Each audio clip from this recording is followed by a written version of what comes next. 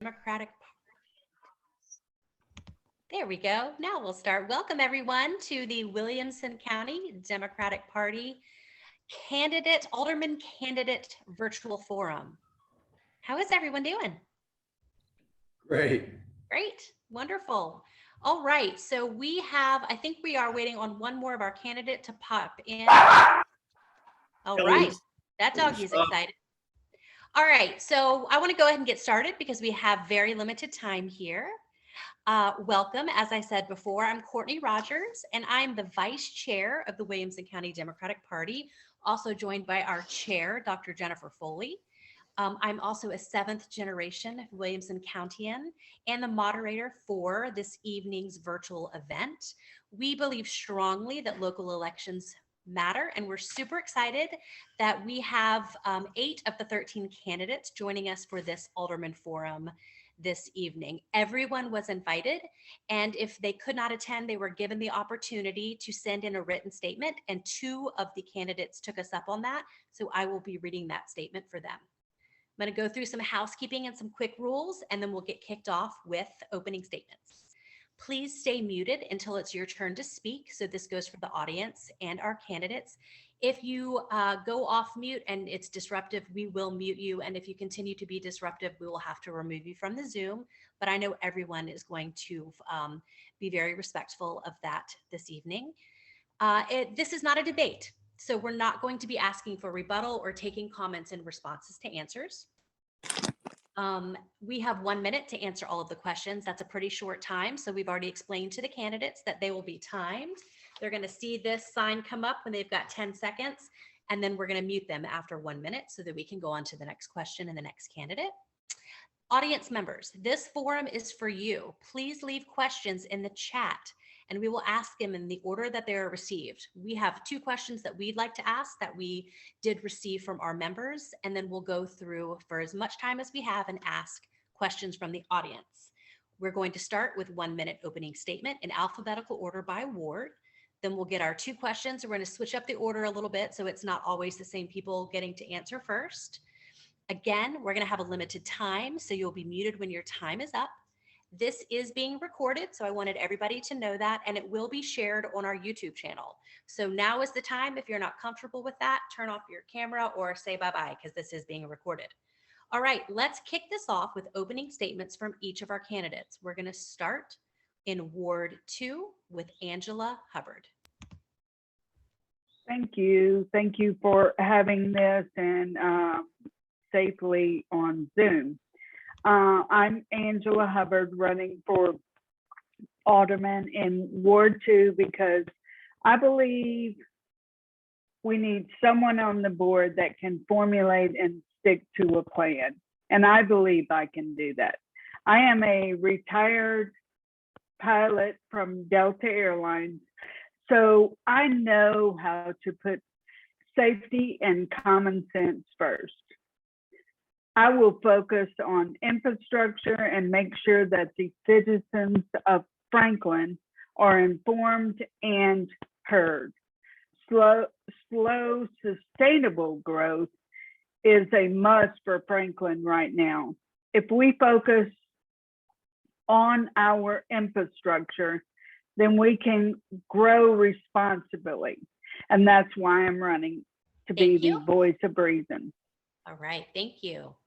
And we will go next to Tina Perrett, and this is her statement. Hello, I'm Tina Perrett, and thank you for this opportunity to speak to your members. I was raised in Knoxville, Tennessee, and after making my way from Florida State University all the way up to New York City, I've been back to my home state since 2001. Franklin is a special place, and not just because of the history that so many have invested in preserving, but the small town traditions and good neighbor values that are celebrated and the quality of life we are able to enjoy. I want to see us keep what we have, and that means getting to work planning for the future. Because of the explosive growth we've experienced in recent years, we have important infrastructure needs to address. When elected, among my priorities for capital improvements projects will be additional roadway improvements and increased connectivity that provides relief in highly traveled areas. Time? Was that time? Nope. getting out in front of the sewer capacity needs and promoting the preservation of open green space, like the park at Harlansdale Farm. I appreciate your time tonight and ask for your vote. All right, and now we are at Mike Vaughn. Oh, hello, everybody. Sorry for the dog bark earlier. Hey, I'm doing this from the room above my garage. I love it greatly. We've been living in Chestnut Bend since 2001. Lived in Tennessee most of my life. I'm an 8th generation Tennessean. I worked for Governor McWhorter and his administration for the bicentennial. I created the Pride of Tennessee program that was all across the state. It's a big painting with 11 people. I see my role in the alderman's position as one of oversight, fiscal review. I've traveled around the world, had an international consulting business. I've worked with businesses from local government all the way to the United Nations in 26 different countries. But now I have the time, and that's going to be another issue for some of the other candidates is if you've got a young family, you're going to have to take the time to work, and it's going to take about 30 hours a week. So anyway, I'm ready to go. That's my opening statement. Hope we do well here. Thank you, sir. All right, we are now into Ward 3, and we're going to start with Jason Potts. Jason, you here? Excellent. Had to get unmuted there. Thank you so much, Courtney. Hi, everybody. Hope that you're having a great day. And kind of like Mike, I'm actually here above our garage in the bonus room as well. And I'm very pleased to be here. My wife and we've actually been living here in this house for 15 years. We've been in Franklin for 16 of our 20 years of marriage. We raised our 3 children here.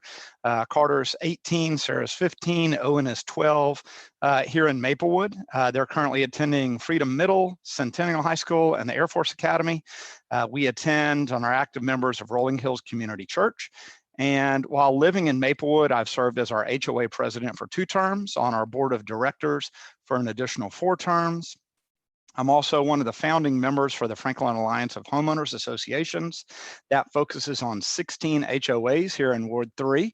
And I'm one of the few candidates that's also graduated from the Franklin Citizens Government Academy. And since I see my 10 seconds is flashing in front of me, I'll say thank you and encourage you to vote. Thanks, Jason. Michelle Sutton, your turn. Thank you. I'm Michelle Sutton. I've lived in Franklin for 8 years. I'm married to my wonderful husband, Donnie. And we have 2 boys, Braxton, who's 7, and Cole, who is 5. I am a wife, mom, business owner, friend, and neighbor. I work for United Healthcare as a pharmacy product director and have been there for 14 years. I'm running to serve as a strong and strategic voice for the city of Franklin. I am passionate and I stand up for the things that I love. I will always be a listening ear, a bridge builder, and an advocate for what makes the city of Franklin so special.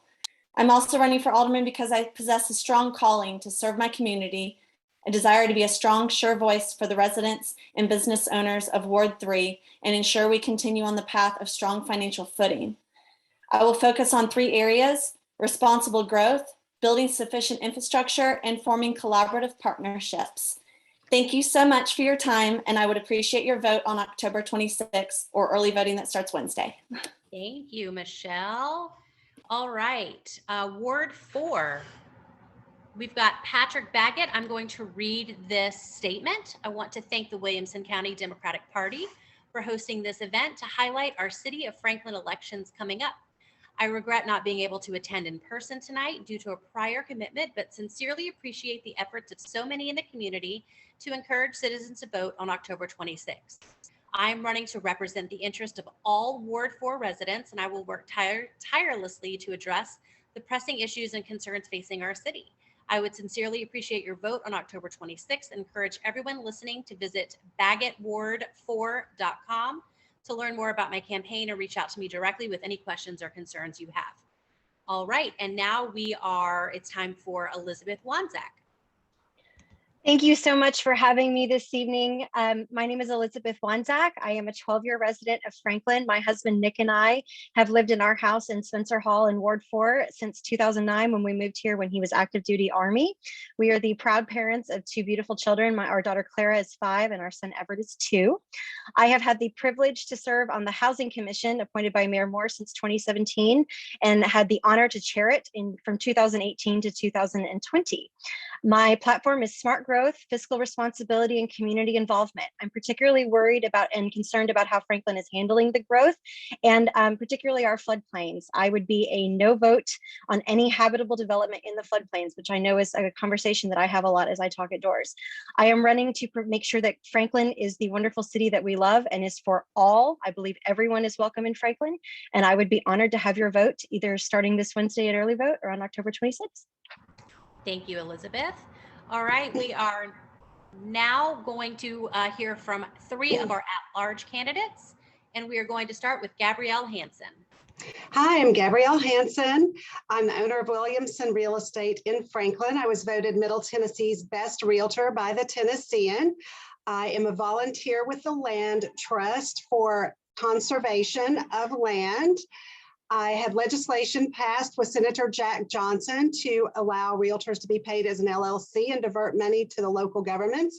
And my hot topic is turning the new City Hall into a LEED certified green building to keep in line with Franklin's goal of being one of the top 25 most sustainable cities in the United States. And I appreciate your vote in October. Thank you, Gabrielle. Under time there. And now, Elder John Haynes, it's your turn, sir. Unmute. Hey, John, you're on mute. You're good. I'm sorry. Thank you for the invitation.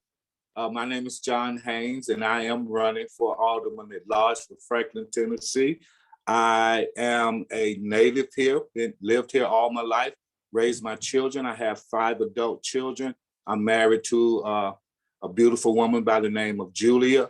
And my platform is to encourage the development project of low and moderately income and workforce housing, create an open door policy for citizens who want to become more involved in our city political process so that we can be a part of decision making. I want to address the stress on our infrastructure and tremendous growth we are experiencing, ensure that our residents continue to receive the best service from the city department, maintaining the character of Franklin as a family-friendly city, allowing for growth where it most makes sense. Thank you. Thank you, sir. All right, and last we will hear from Bhavani Muvala. Good evening, everybody, ladies and gentlemen, my brothers and sisters. My name is Bhavani Muvala, and I have been in Franklin for more than a decade, and I have been married for more than almost 3 decades now. And I have my elder son who is doing his medicine, and younger one studying at the Grassland Middle School. And I am not a realtor or a pastor or a politician. I'm a simple family man. I have a small business which takes care of seniors, adults, patients with Alzheimer's and dementia and disabled clients.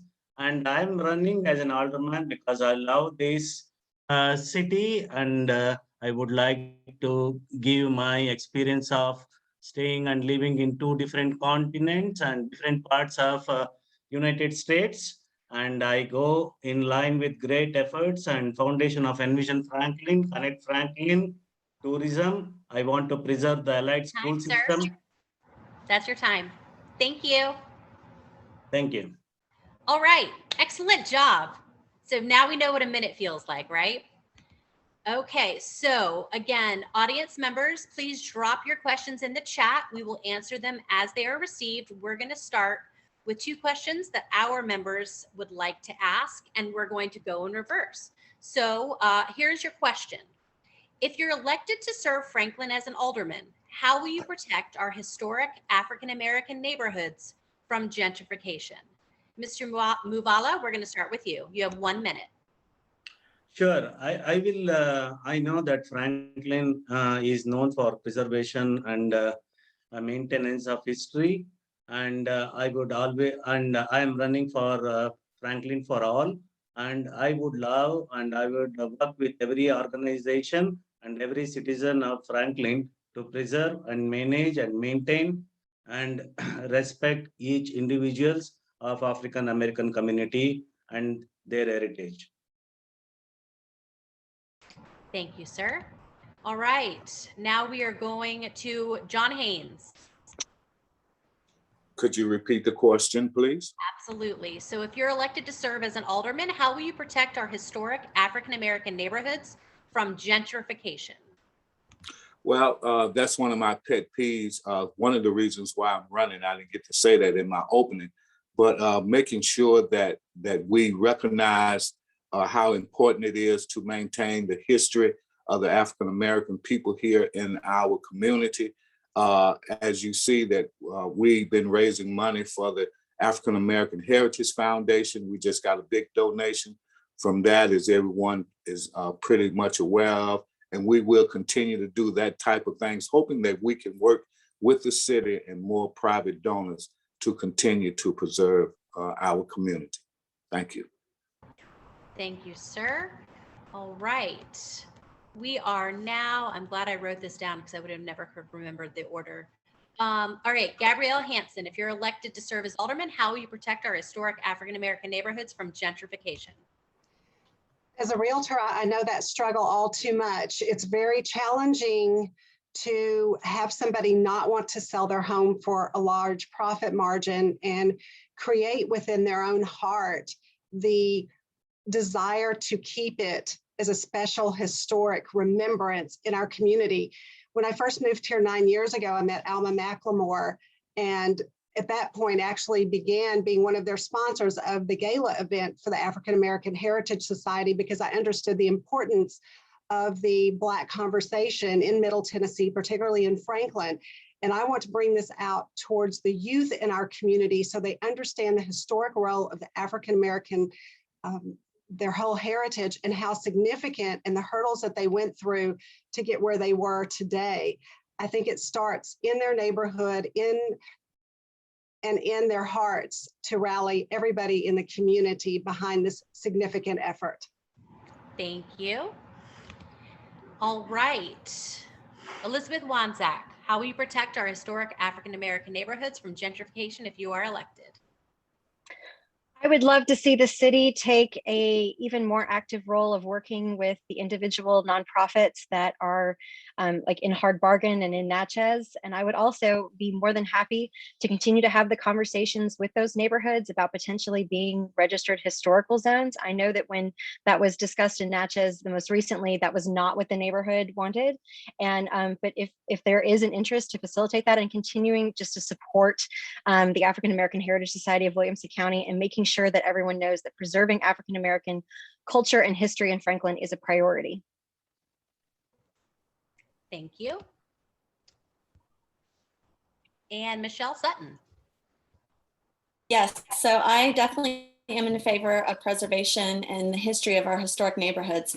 However, I'm also a believer in the free market. So as an alderman, I would definitely be in favor of promoting our public and private partnerships, as Elizabeth just said, with our nonprofits. We have several great ones in our city that do such amazing work.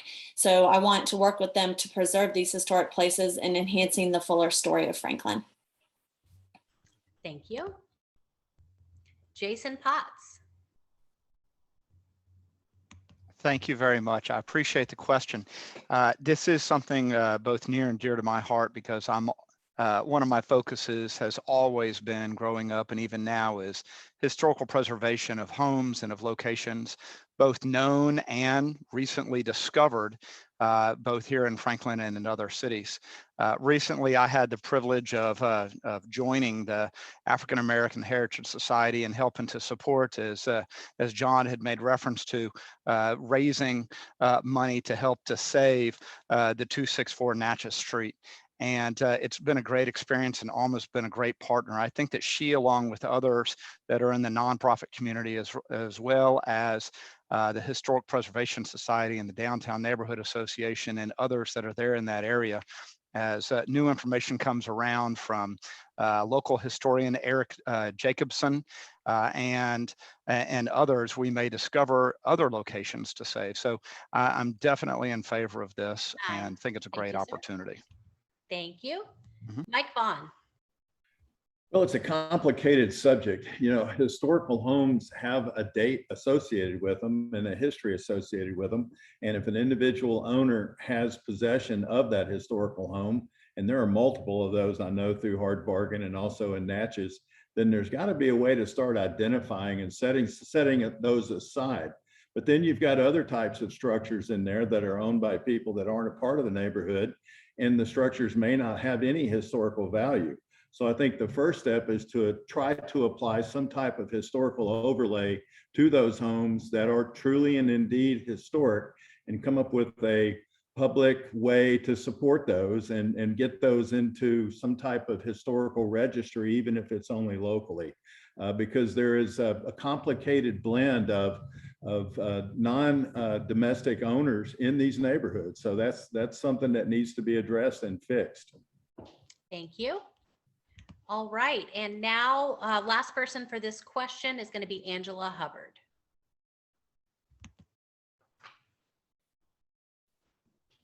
You ready, Angela? Yeah, I'm sorry, I couldn't get unmuted. I agree with everyone that this is a important topic, and it's also complicated. As a government, I feel like we need to reach out to nonprofits more. That is in itself a labor of love to be a part of a nonprofit. And I feel like that in itself is where the city and the nonprofit just need to work together more and engage the African American community more, and hopefully we can preserve all of our neighborhoods. Thank you. Time's up. All right, we are going into our second question from the Williamson County Democratic Party membership, and then we will get into audience questions. Do you support the Brownland Development Project? Please explain your answer as to why or why not. And Angela, we're starting with you. I do not support the Brownland farm property development. I am from South Louisiana. I have seen firsthand the devastation of altering floodplains. We all have, actually. Any development that seeks to alter a floodplain, in my opinion, is a no vote. The water will continue to come, and it will go somewhere. So maybe the development may not flood, but certainly Ward 2 will flood. So I'm a firm no. Thank you. Mike Vaughn, do you support the Brownland Development Project? Well, the Brownland Development Project was failed from the beginning. And I think the development process and approval process for the way the BOMA uses it is always political. You can look on the south side of Franklin and find projects over there that were in the floodplain that were allowed to build in the floodplain. So the whole process needs to be changed. And give you an example, the Planning Commission and the staff voted and had evidence, good scientific evidence about the project, and they said it shouldn't go forward. But guess what happened? It gets to the BOMA, and the BOMA says, oh, well, we're just going to approve it, regardless of what the planning people said or what the staff said. So that in itself is an indication that the process itself is is wrong, broken, or influenced by politics, all of which are wrong, in my opinion. I'm an independent person, and I'll represent the science, and that's how I approach things. Thank you. Jason Potts. All right. Thank you, Courtney. So I think this is a question that has caused a lot of concern. There has been a lot of recent flooding here in the area, flooding that's occurred due to development. There's been some very significant flooding that's occurred over near the Lewisburg Pike area through a farm, stranded some kayakers. And of course, we've all seen what's happened at Bicentennial Mall recently as well. I am concerned about the flooding opportunity. I know that new data recently came in. I know the fire department also had concerns. This is an area where this is a project or development that I want to learn more about. Right now, I've got great concerns about the chance of flooding, and I'm tired of the 500 or 100-year flood references. That we really need to have some very solid studies before the project moves forward. Yeah. Thanks, Jason. All right, Michelle Sutton. Yeah, as the project as it currently stands, and I would go ahead and vote no currently due to the issues that everyone stated with the flooding, also with the density. I also think we need to listen to our city staff and the Planning Commission on this one. They're very smart, educated individuals that we pay good money to listen to. And so I think that we need to listen to them on this one. And so for those concerns and the way the project is laid out now, I would vote no. Thank you. Elizabeth Wanczak. I would absolutely vote no for this project. The Brownland property is surrounded by the Harpeth River on 3 sides. As Ann Peterson asked at the most recent BOMA meeting, they could not give her any sort of an example of any property that they have done this amount of a manipulation to the floodplain with the river surrounding on 3 sides and not have it be a problem. We're already dealing with flooding, where flooding is coming more and more. Flood maps are constantly shifting. When they developed Fieldstone Farms, none of that was in the floodplain. I'm very concerned with the downriver effects, and I think this is a bad idea, particularly with city staff saying no, Planning Commission saying no, our first responders, our chief of police and chief of fire saying that they would have this entire neighborhood cut off from emergency services in a flooding situation. I cannot believe that we are looking at a vote to rezone this next Tuesday. Thank you. Gabrielle Hanson.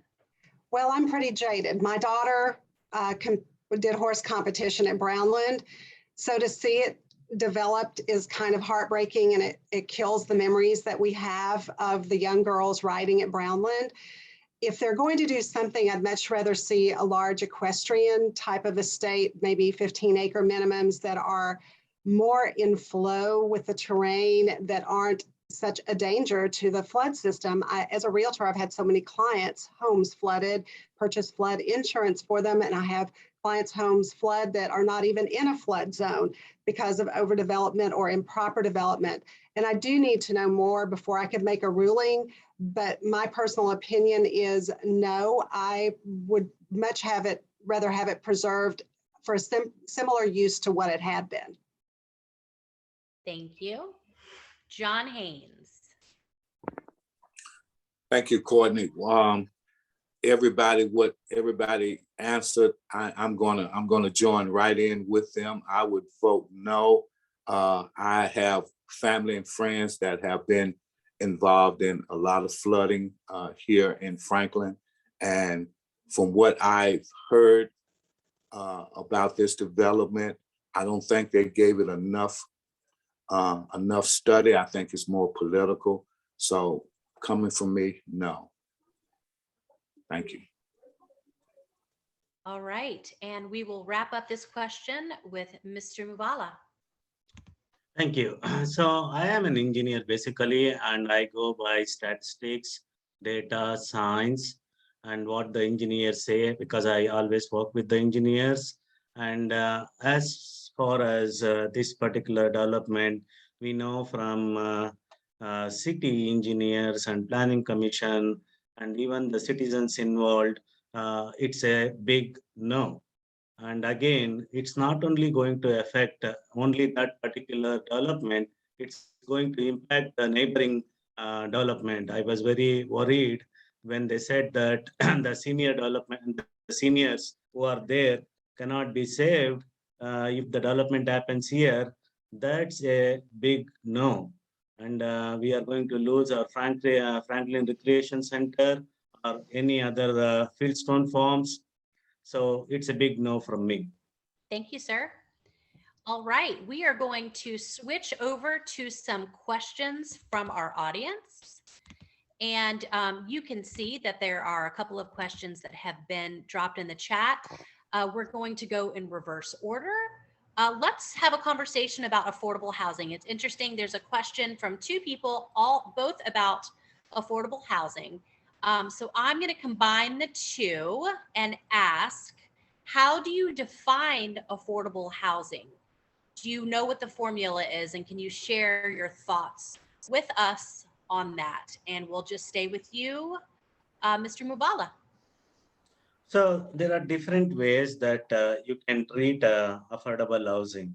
Affordable housing can be one related to affordability of an individual to stay or own or rent. The another one is low income families to live, or the service industry like teachers, firefighters, or who are making average income able to live or rent.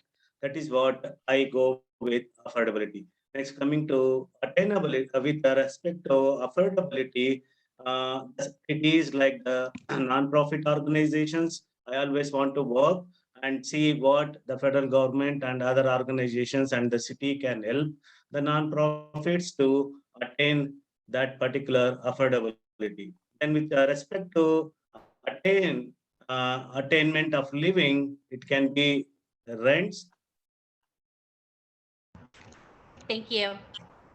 All right, John, tell us what your definition of affordable housing is, please. Thank you again, Courtney. My definition of affordable housing is to help those that have been born and raised here, even those that for whatever reason have moved here, that they would be able to afford to live here. Like my family and many other families that I know have to move out of Franklin because they can't afford to live here anymore because of the skyrocketing of housing. I do think that with private and public sectors, that there is a number of ways that we can come together and bring affordable housing into Franklin and be successful with it. Thank you. Thank you. All right, Gabrielle. Well, what is now considered affordable in Franklin is about, is about $500,000 based on our ratios on a national level of what they term the percentage of affordable housing based on a median home price, which that is not affordable to most people. And that is the discussion we need to have, because affordable to one person is not affordable to the next person. There are also a subsidized housing category, a low income category, but when we talk about affordable housing, I think the discussion has to be taken out of a percentage of the median home value and look at what our overall demographic is and what our average salary is of the people trying to purchase a home that are not able to because it's cost prohibitive. Thank you. Elizabeth Wanczak. So HUD defines affordable housing as spending no more than 30% of your income, with 70% remaining to go to other things. And that's based, as Gabrielle said, on the median income of your metropolitan statistical area. And I have had the last 4 years the honor to serve on the Housing Commission, and this is continually to get more expensive every year. For me, affordable housing means that every person that works in Franklin can live in Franklin if they so choose. And that is not where we are right now. And it's not even where we are when we talk about what HUD defines. Because it's like homes starting in the 375, 400 range, which is not affordable for most people. And particularly if we're talking service industry jobs, that's way beyond anyone who's working $16 an hour full time, say, for a restaurant in town. We need to be having this conversation, and I firmly believe that the city needs to be instrumental in directing the conversation and fixing the problem. Thank you. Michelle Sutton. Yeah, so this is a great question, and I think one that needs to definitely be answered by a lot of entities, government and nonprofit entities, because you have the terms affordable housing, workforce housing, attainable housing. You have all of those being thrown about and used interchangeably.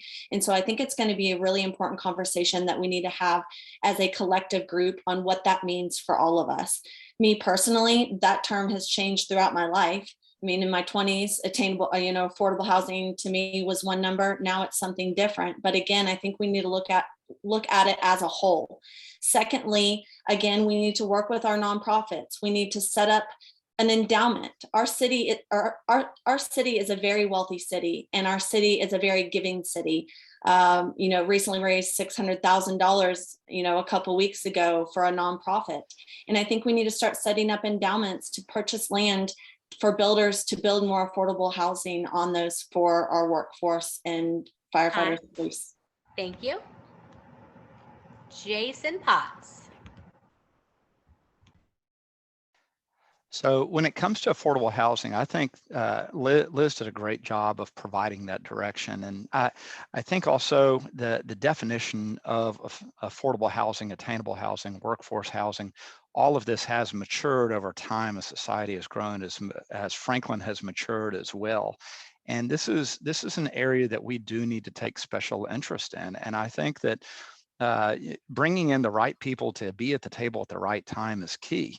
And again, hats off to Liz and how she just presented this. And we need to have more experts that we have here at the city of Franklin that we pay very, salaried employees that are experts in their field to come in and provide good direction. The piece that I have is, I think it's very, very disappointing when our teachers, our firemen, our policemen are the backbone of our society, actually, or Franklin, don't have that opportunity to afford a home here based on their current salaries. So, thank you, Jason. All right, Mike Vaughn.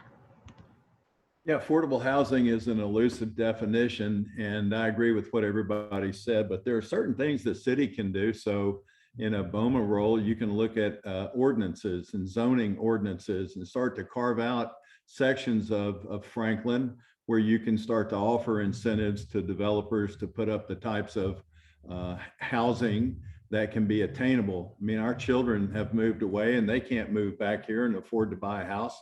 That's unfortunate. I'd like for them to be able to come back here and not have to live in the same house that I live in now that I got them out of. So, it'd be wonderful. But for example, on zoning ordinance for family housing, chapter 23, family subsection C, page 360, you can only have a certain amount of residents that rent from your house for so many days. We could look at changing that to have larger homes rent out housing and make it available to people, not Airbnb, but longer extended rental.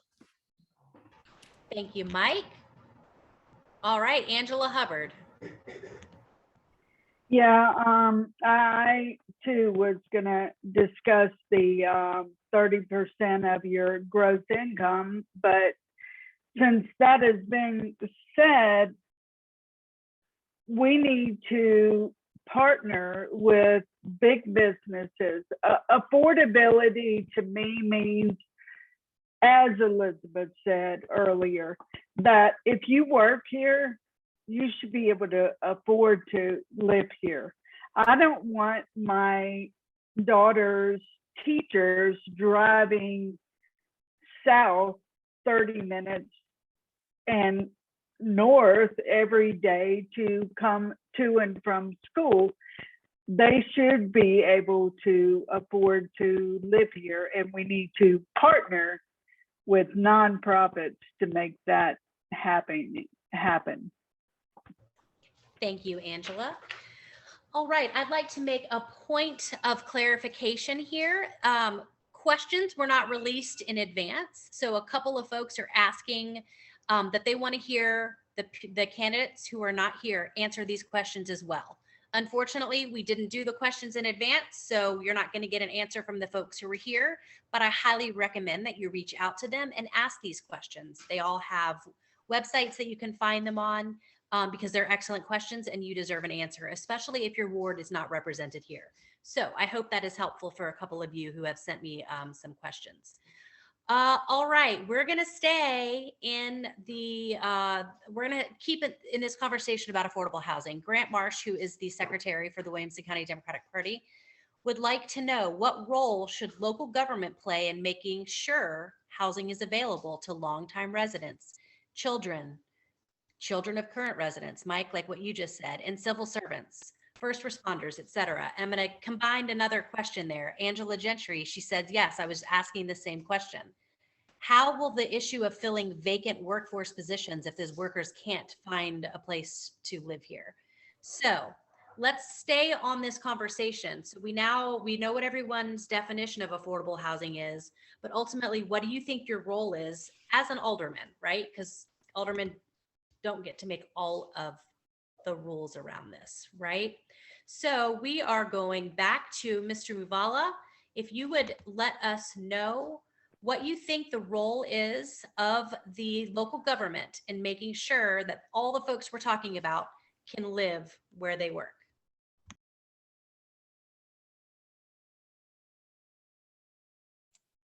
As mentioned before, city or the government plays a role, but it is more of a non-profit organizations play a role.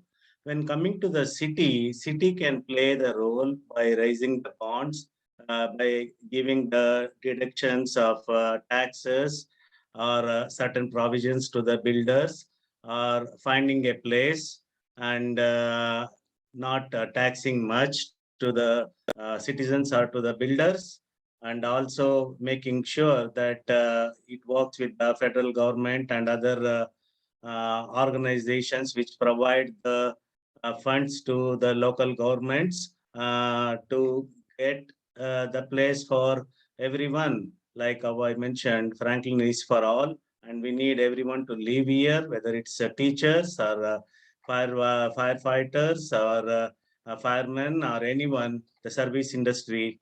We want everyone to live here, and I'll work. Time. Thank you. All right, John Haynes, what do you think here? My take is, Courtney, is that we definitely going to have to work together. We've been talking about that pretty much all evening. I think that the city government can give some better ideas to the developers, as he just stated, that we can deal with the taxes, lower the taxes, have bonds. There are a number of different ways that the city can play an important role along with the nonprofits and the developers. Thank you. Thank you. All right, Gabrielle Hanson. We have some absolutely dynamic not-for-profits in this community who are definitely making some headway. I would like to see the Hill Project finally take off. I was one of the ones who went to the public forum and circled for housing on it and no other uses. And another great resource for us is truly our Realtor Association, who has access to grants and ideas that have worked around the country that we could roll out on a local level as well. So they should be a key player with our not-for-profits to make this dream come a reality for everybody who wants to call Franklin home. Thank you. All right, we are now at Elizabeth Wanczak. I would love to see the city's incentive program expand. The Franklin Housing Commission, while I was chair, worked very hard on an incentive program to waive the impact fees for sewer and parkland, roughly $13,000, to give an incentive to developers to actually build affordable housing. It passed on the consent agenda this past February for a pilot program of $1 million. I would love to see that expanded because ultimately it comes back tenfold. I would like to see us actually lobby the state legislature to remove the inclusionary zoning ban. Franklin had a pretty decent inclusionary zoning ordinance that we unfortunately lost the ability to enforce. And I would like to see us expand public-private partnerships. I'd like to see the Hill Project come to fruition. I've heard of people starting a Friends of Franklin housing. All that kind of thing I think needs to be going on with the city focusing on it. It is an issue that affects us all. And in my opinion, it's one of the most, affordable housing is one of the 3 most important things affecting the city in the next few years. Thank you. Michelle Sutton. Thanks. So I guess as we've already all said, affordable housing is an ongoing issue in Williamson County. But as an advocate for the free market, I don't believe government should use the citizen tax dollars to fund housing. But as many of the other candidates here have stated, I do believe government can be of assistance by waiving some fees and shortening the process when developers commit to building at price points of more financially attainable housing. I think we should also consider what incentives could be offered to developers to build more attainable price housing. And this is an issue that I continue to research more on by looking at what other cities have done. I want to continue the conversation with local officials, real estate experts, and residents. I would also look again to all the nonprofits that everybody has mentioned and private sectors that have been successful in this arena by conducting studies and gathering ideas on what does and does not work for Williamson County. Thank you. Jason Potts. Thank you very much. Yeah, and I'd like to echo, what everybody's been saying right here, and Gabrielle and Liz. I think there's the potential of a great partnership right here between our private entities and our public entities right there. And there are so many things that can be learned right now. As Gabrielle said, there are resources that are there. There are things that have been successful in other cities, and we can put those into place. And as far as the Housing Commission right now, they've been doing a great job. They've put together reports. They have provided great recommendations. And Liz is the former chair right there. You have been an integral part to that three-pronged approach of strengthening that inclusionary zoning, developing the more dense mixed income communities, and something right now that I've actually personally seen, which is focusing on infill here in the areas. There is that opportunity for us to do that. Of course, as we mentioned just a moment ago, waiving impact fees and also fast track approvals are also solutions. Thank you. Mm-hmm. Mike Vaughn. Hey, so I think you can start at the state level with the Tennessee Housing Development Authority, and there is a statewide need to solve this problem, not just in Franklin, but also in Knoxville and other places where you've got so much influx of new people that affordability prices are going up everywhere. So why not create a statewide affordability pool? We've got a rainy day fund, and the rainy day fund is so full that I don't think we'd ever see a rainy day fund big enough to spend it all. So, we could actually use it as an economic and community development incentive program to have affordable housing as part of a recruiting effort. You can work, like, for example, Amazon, their new headquarters, they're going to build this huge building in downtown Nashville. They're going to take over the YMCA, but they accommodated the property there, the owners, by saying, okay, YMCA, we'll let you have the first 3 floors of our building. So it's that type of public-private partnership where we can do some things as the BOMA to incentivize private industry to solve the problem, because ultimately they're going to need the people. So anyway, thanks. There you go. Bye. Thank you. And Angela. Yeah, I have to echo everyone else. It's going to be a partnership, public, private, nonprofit partnerships. We can offer incentives, tax breaks, relaxed zoning, engage these big companies in this town, in this Franklin, to partner on their own employees' housing, make them or help them be accountable for housing for their own employees, and of course, nonprofits to revitalize neighborhoods. Thank you. All right, we've got time for one more question from the audience, and I would like to hear some action items behind this.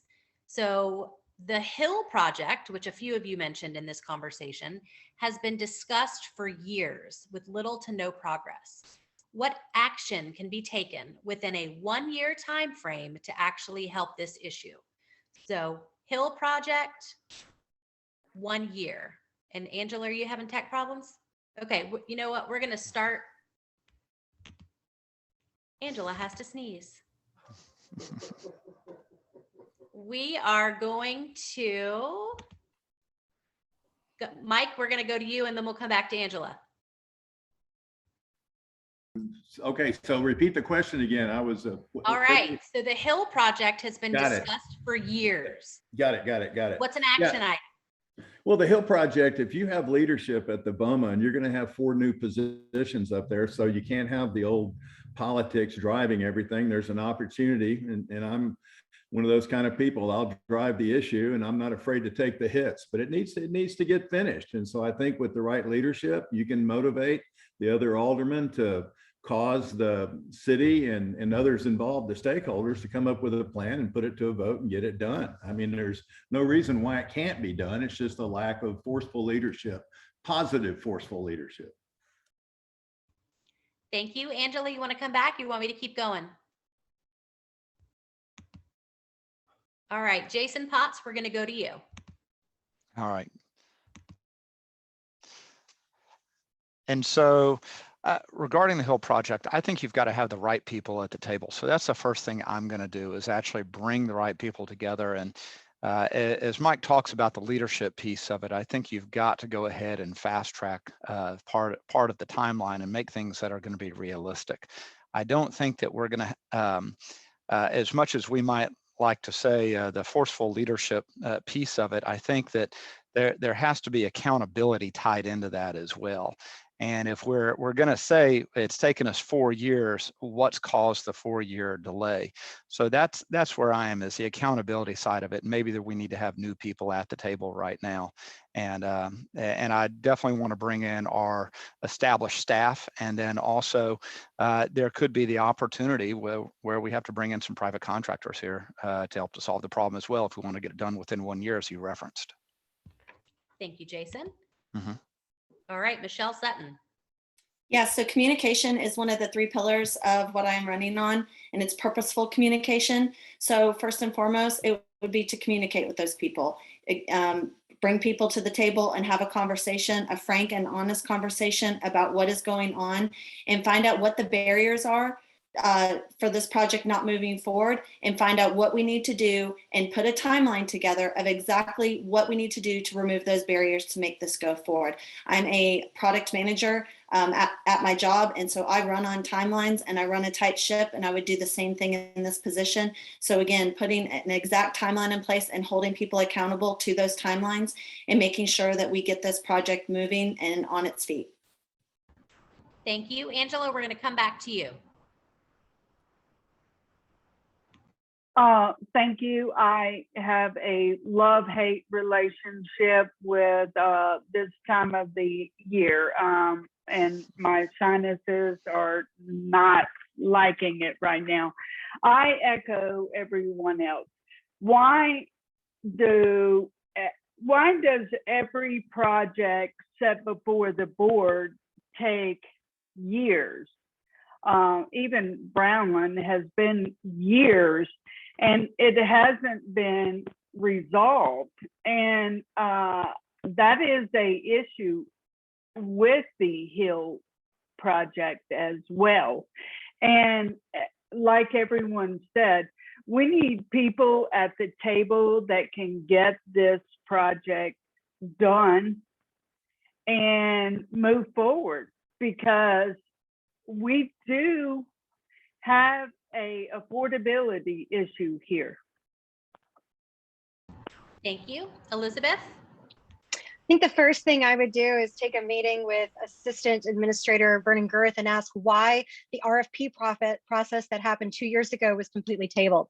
I had the honor of being in that room when the two people who made a bid to the city for the Hill project presented. We made recommendations to the Building and Neighborhood Services Department in BOMA, and it was tabled, and I do not understand why. We can absolutely do this. My understanding is that we're going to have to reopen the RFP process, but if we don't have to do that, if there is a way to go back to the original organizations that presented that had ready to go sketches, let's do this. We need to move on this now.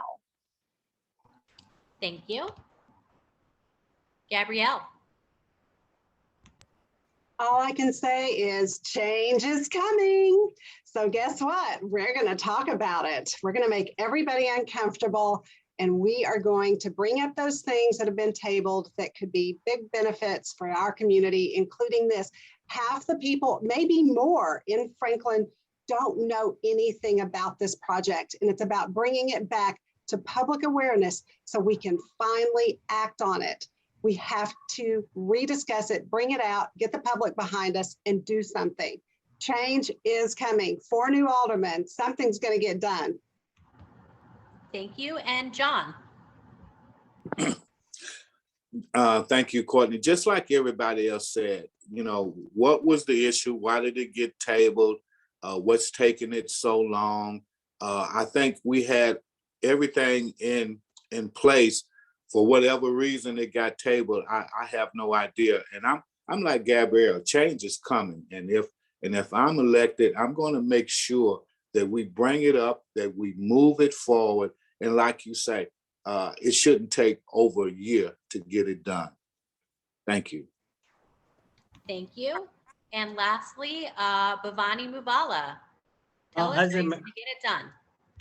As I mentioned, I am running for everyone in the Franklin, and this one is like, I have been a program manager and a project manager. I always look into the inputs and the outputs and the process. Like if you want something to be done by 1 year, yes, we can do. We need to find out what are the resources, where is the risk, and why the project is not moving around, and we need to bring in all the stakeholders, and I support strongly, and I will make sure that if that is the time that every citizen of Franklin wants, and we need to give the affordable housing to everyone who are in need of that.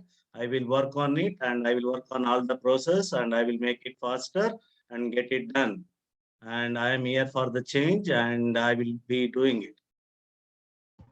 Thank you. All right, y'all, we've got 3 minutes left. We're going to do a super quick round robin, and I'm going to go randomly. Please, when I call your name, tell us who you have been endorsed by. Angela Hubbard, starting with you. My neighbors. All right. Mr. Muvala, have you gotten any endorsements? Yeah, it is citizens of Franklin, everyone. All right, John Haynes. Yes, the whole community at large. I've been having great support. Excellent. Gabrielle Hanson. No endorsements. We'll see who's voting for me this month. All right, Mike Vaughn. Well, most importantly, my grandson said, Mike, you've got to win.